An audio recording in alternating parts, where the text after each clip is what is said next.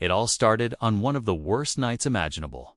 Heavy rain, thunder shaking the windows, and winds that felt like they could lift the roof right off my house.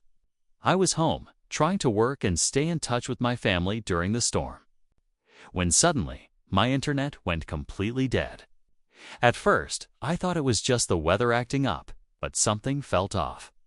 My neighbors still had service, and everything else in the house was working just fine.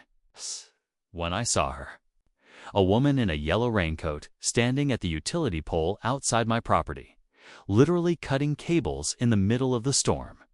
Sparks flew as she clipped through the lines like she knew exactly what she was doing.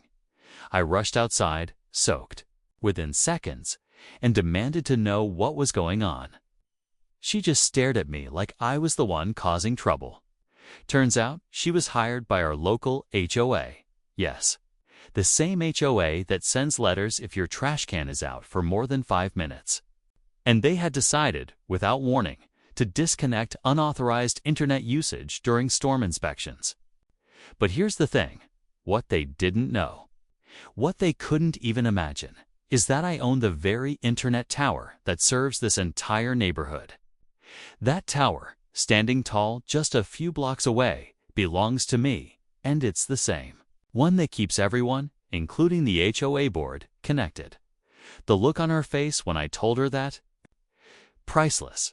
But that was just the beginning, because what came next turned into a storm of its own, and this time it wasn't the weather that people needed to worry about.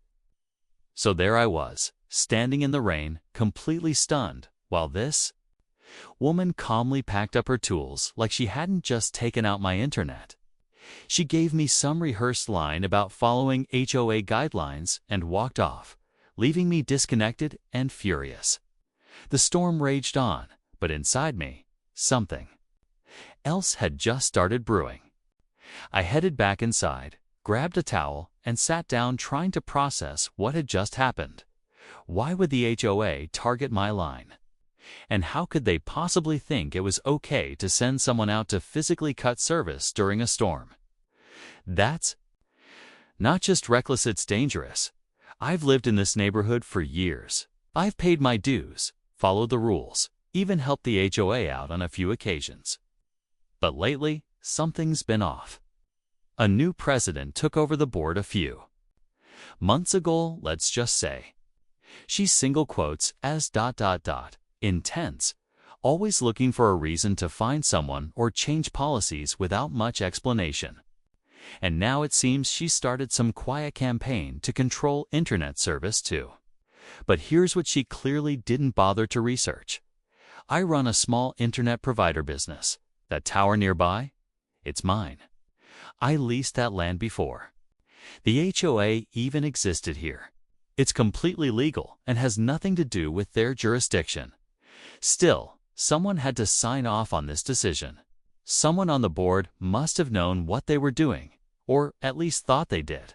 And the more I started connecting the dots, the more I realized this wasn't some random mistake. This was intentional.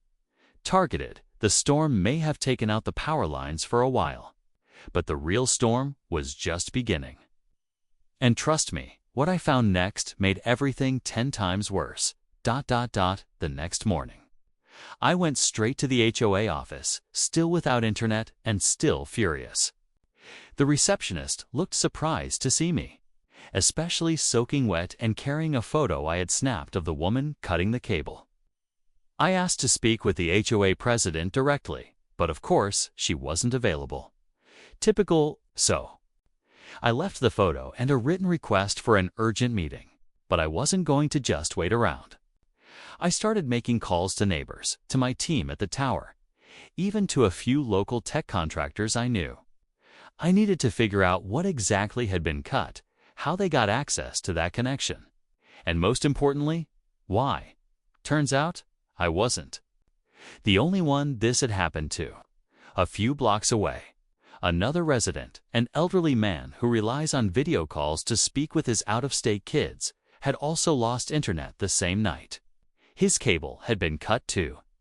No explanation, no notice, just gone. And guess what? He wasn't using the preferred service listed in the HOA newsletter either. That's when it hit me. This wasn't about inspections or safety. It was about control. The HOA, or at least someone on the board, was quietly trying to push residents onto one provider.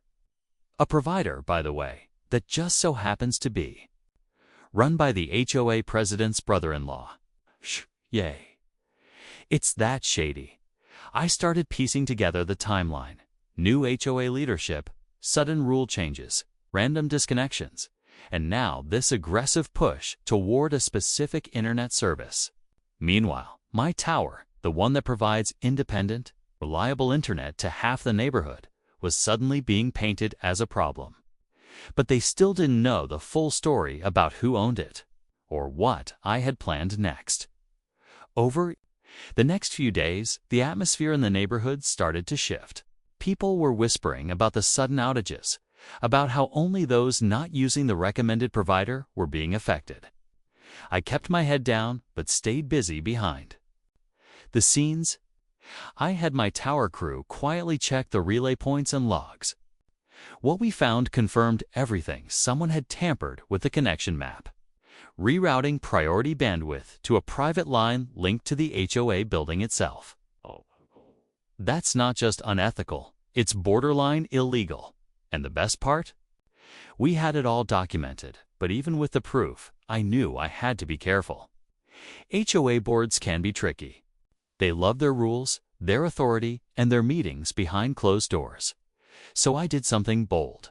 I requested to speak at the next HOA board meeting as a concerned resident. I didn't mention the tower. I didn't mention the evidence.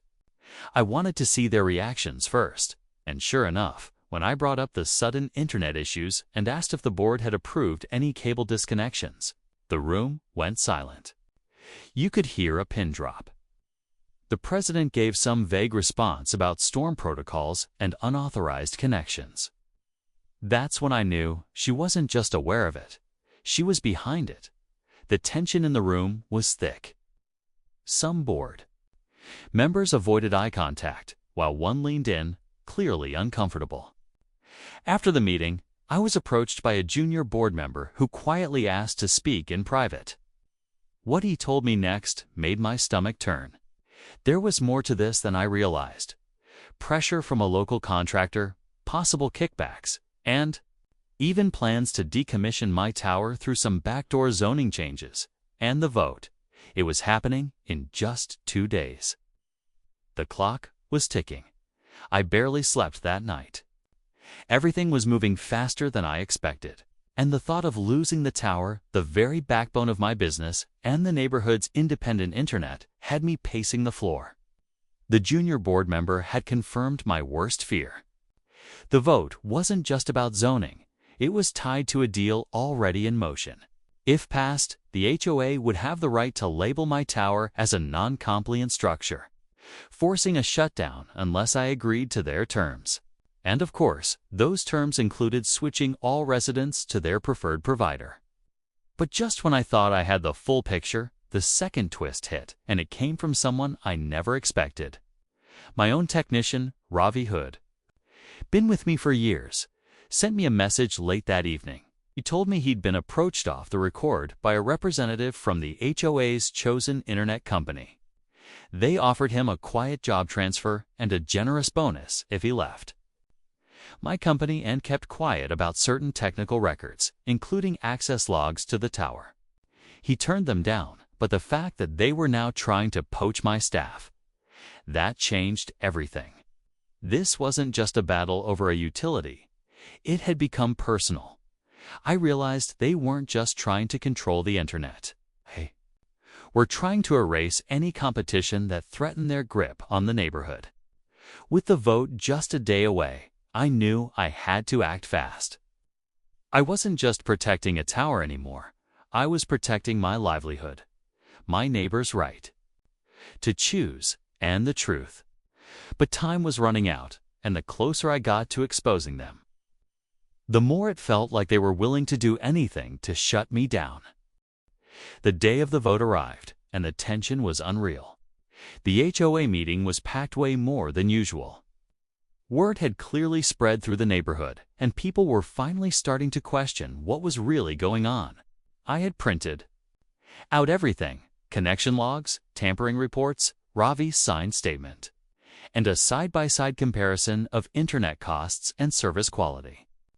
I wasn't sure if they'd let me speak again, but I was ready.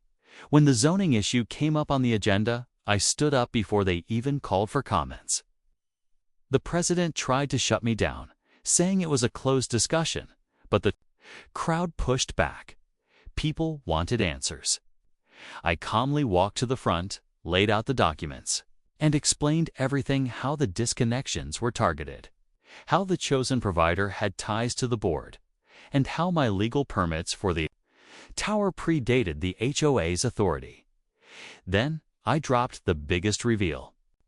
I had secretly installed a weatherproof camera on the tower weeks earlier for maintenance security, and it caught everything. The night of the storm, the woman in the yellow raincoat wasn't just any contractor. She was the HOA president's sister-in-law. The footage clearly showed her cutting the cable connected to my tower line, not for safety, but to isolate it from the network. The room exploded. Some board members demanded an investigation on the spot. Others walked out. The vote was postponed indefinitely. It felt like victory, but just as I packed up my things, one of the neighbors pulled me aside. He had lived there for over 20 years and said this wasn't the first time the HOA had pulled shady tactics. He handed me an envelope with documents from an old case that had been buried years ago. And just like that, I realized this story was far from over. Over the next week, everything unraveled. Once the footage and documents got out, residents started asking real questions, not just about the internet, but about every decision the HOA had made recently. That envelope the neighbor gave me. It contained minutes from a board meeting years ago, where a similar attempt was made to pressure local services into HOA control. It had been shut down quietly back then, but clearly someone picked up the idea again. This time, though, people weren't staying silent. The HOA president resigned before a formal vote could be held. Her inner circle dissolved almost overnight, and a group of residents formed a temporary oversight committee. I was asked to help advise on tech-related issues, and to be honest, I agreed mostly to make sure no one messed with the tower again. The best part? The neighborhood finally realized that having an independent internet option wasn't a threat, it was protection. No more surprise disconnections, no more pressure to switch providers, and definitely no more shady deals. As for the tower, it's still up, stronger than ever. We added new fail-safes, and now it serves even more homes in the area, especially for folks who felt ignored or overcharged before. Ravi stayed on, and we even brought in a few local interns to help expand coverage and teach them about small-scale infrastructure. Looking back, that storm wasn't just a weather event. It exposed the cracks hiding beneath the surface. The real connection wasn't just through cables or towers, but through people standing up for what's right. If there's one thing I learned, it's this: don't underestimate the power of the little guy, especially when he owns the tower.